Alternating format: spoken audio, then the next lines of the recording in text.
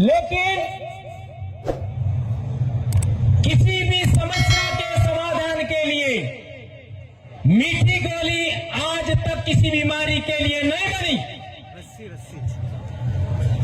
Injection भी लगाना है तो दर्द होगा, गोली भी खानी है तो कड़वी लगेगी, और मैं कड़वी ही बात बोलने के लिए जाना जाता हूं। तो क्या थोड़ा सा इंजेक्शन सहन करने लायक है आप? धन्यवाद। अब हमने देखा 5 जनवरी 2011 सुप्रीम कोर्ट के जजमेंट ने कहा कि 6000 साल से आदिवासियों के साथ शोषण, दमन, उत्पीड़न हो रहा है। तो क्या हम अगले 6000 साल के लिए तैयार हैं? अगले 6000 साल बाद इस धरती पर आदिवासी बचेगा? बचेगा या नहीं बचेगा? नहीं बचेगा। देश आजाद होने से पहले आदिवासी संगठित था, आदिवासी आत्मनिर्भर था, आदिवासी स्वावलंबी था। 75 साल में 5 किलो अनाज का मोहताज हो गया है।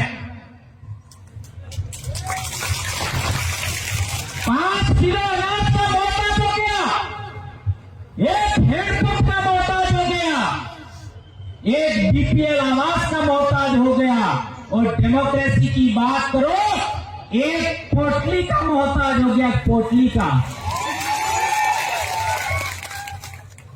डेमोक्रेसी इस देश में रूल ऑफ लॉ है। यदि रूल ऑफ लॉ है तो सुप्रीम कोर्ट के जजमेंट लागू हुए होते। हुए क्या? समता जजमेंट लागू हुआ क्या? विरंदा जजमेंट लागू हुआ क्या? कौन सा जजमेंट लागू हुआ बताइए मेरे को। यदि देश में रूल ऑफ लॉ है तो हमारे सांसद, हमारे विधायकों को अपनी मर्जी से वहां बोलने का हक होता। क्या हक है? क्या वहां पर बोलते? आदिवासी के अनुरूप नहीं बोलते। आदिवासियों के संदर्भ में जितने कानून बने, कौन सा कानून लागू हुआ? आज SC/ST एक्ट के विरोध में काम हो रहा है, कौन सा नेता बोला? कौन सा सामाजिक कार्यकर्ता बोला?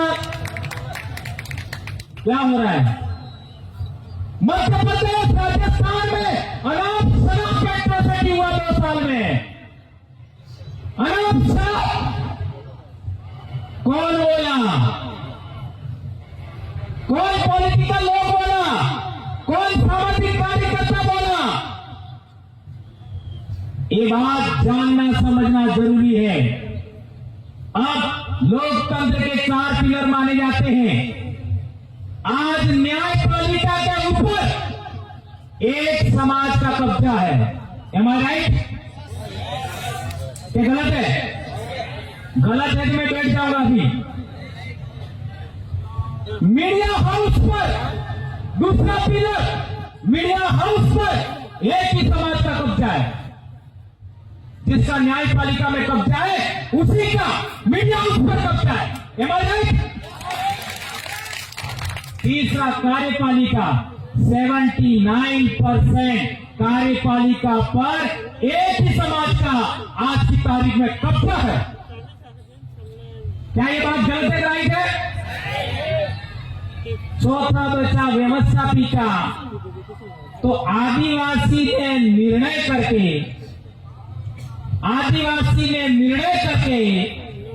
एक भी विधायक संसद भेजा क्या? और ईवीएम आने के बाद गुजरात का चुनाव की हालत देख सकते हो। मैं मानता हूं चारों 4 पिलर प्राइवेट हो गए हैं, निजीकरण हो गए। इस देश में डेमोक्रेसी हावी हो गई है और हम कह रहे हैं पृथ्वी को बचाएंगे।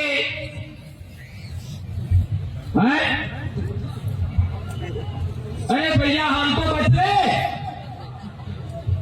इसका मतलब ये नहीं है कि ये जीवन मूल्य का कोई मोल नहीं है। ये जीवन मूल्य हमारी जान से प्यारा है कि पृथ्वी को बचाना चाहिए। ये पूरे जीव जगत का मसला है, इसको हम नकार नहीं सकते। उसको सर आंखों पर रखते हैं हम लोग। लेकिन इधर भी तो देख लीजिए, वो मुर्गी क्या कर रही है? क्या कर रही है मुर्गी? मुर्गी गुस्से में आई है कि नहीं आई है? तो आदिवासियों का गुस्सा कब आएगा? 6000 साल से गुस्सा नहीं आया। पिछले 75 साल में सब कुछ खत्म हो गया, फिर भी गुस्सा नहीं आया। कब आएगा? और मैं गुस्से की भी बात नहीं करना चाहता, मैं बात करना चाहता हूं डेमोक्रेसी की। हमने प्रगति का सिद्धांत देखा, प्रगति प्रदत्त, ये मैं अपनी बात नहीं करता, प्रगति प्रदत्त सिद्धांत देखा। क्या सिद्धांत देखा? एक सियार या कुत्ता भेड़ के बच्चे को खाने आता है तो भेड़ क्या करती है?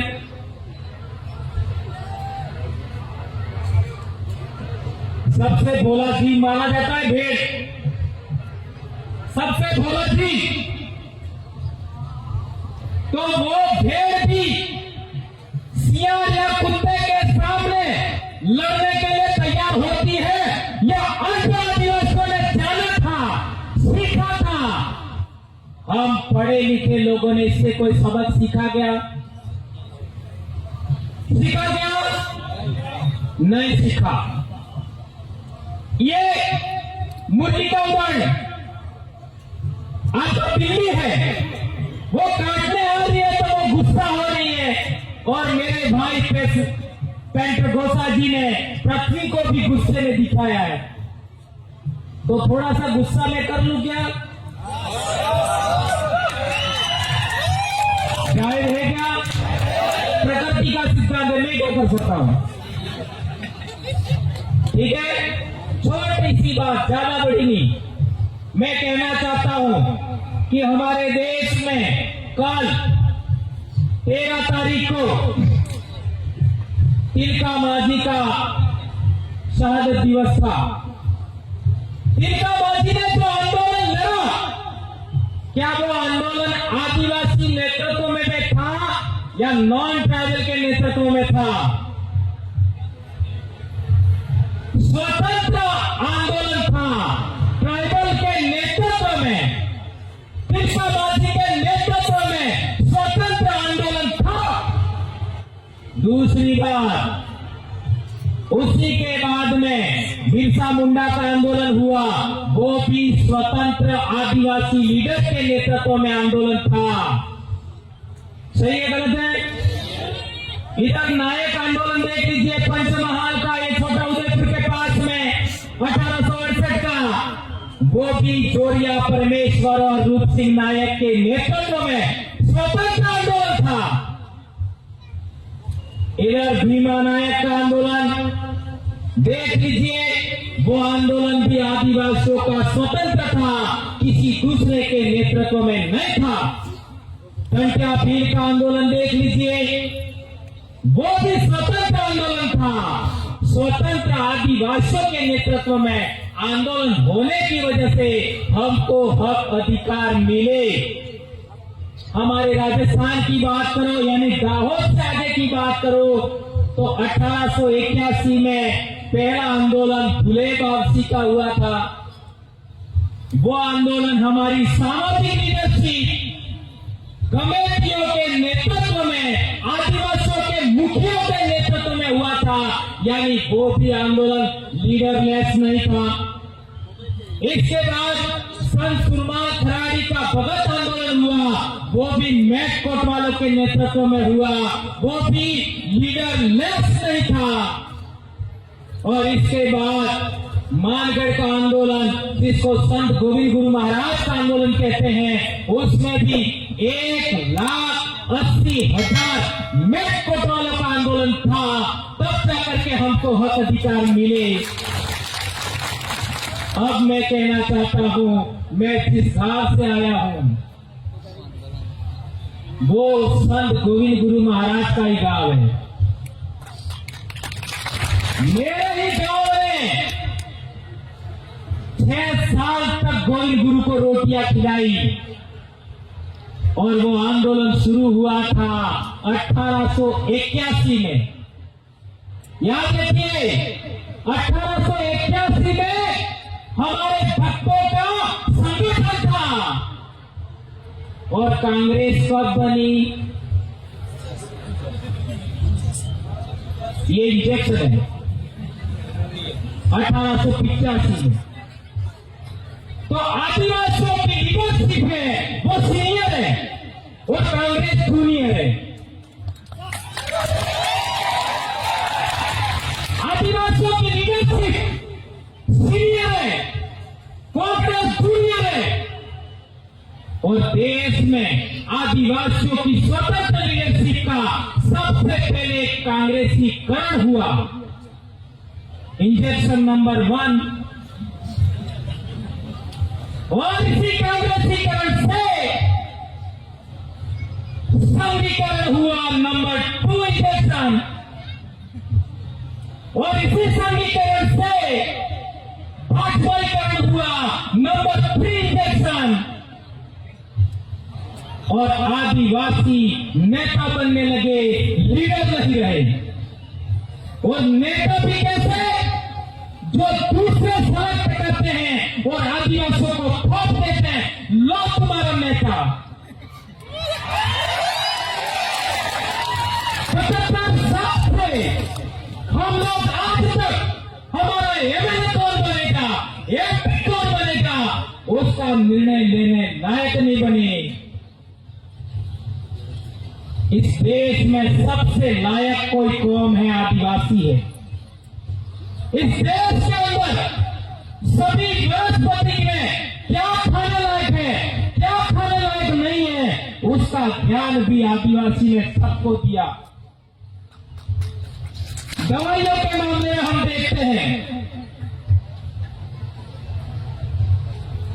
तो कौन सी वनस्पति से कौन सी दवाई बनती है, इसका ज्ञान सबसे ज्यादा आदिवासी को है।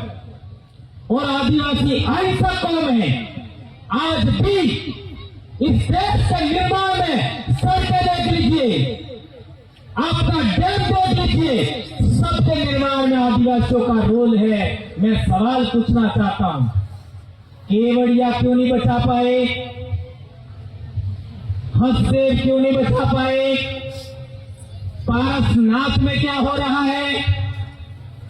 आपका ये कॉरिडोर बन रहा है, क्या हो रहा है?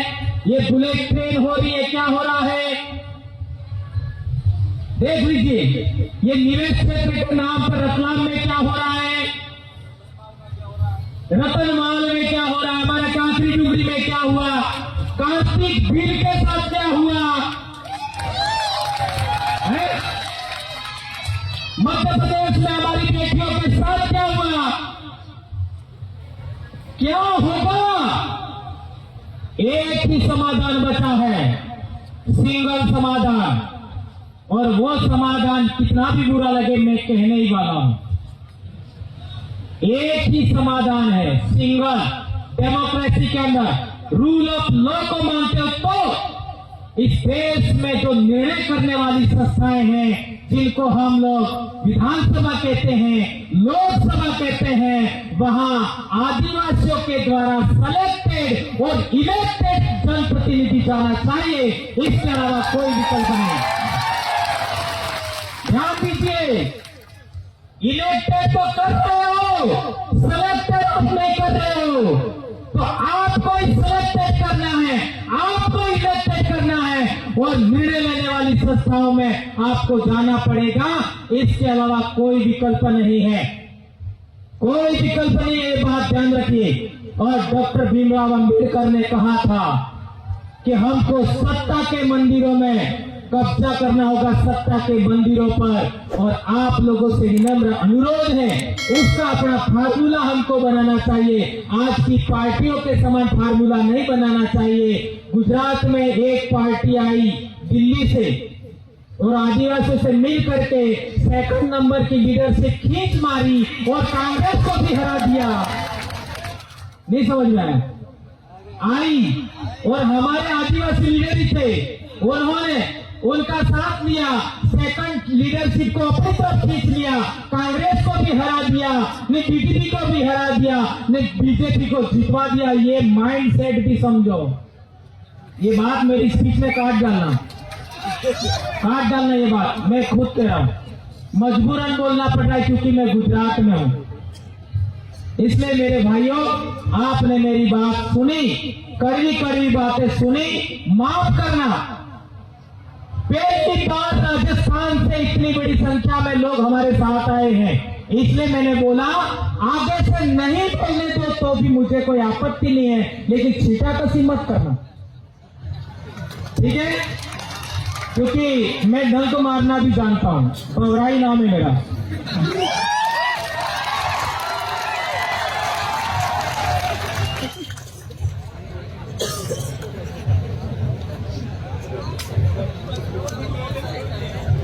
जोहार, बहुत बहुत शुक्रिया भवन लाल जी परमार का।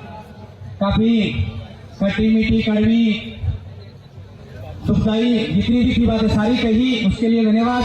अभी छोटी सी बच्ची का एक नृत्य गाना है, उस गाने के बाद में डॉक्टर ज्योति जी तैयार रहे। जो आपे बोला यूट्यूब चैनल सब्सक्राइब न करी हो तो सब्सक्राइब करी, बेल आइकन जरूर दबाओ।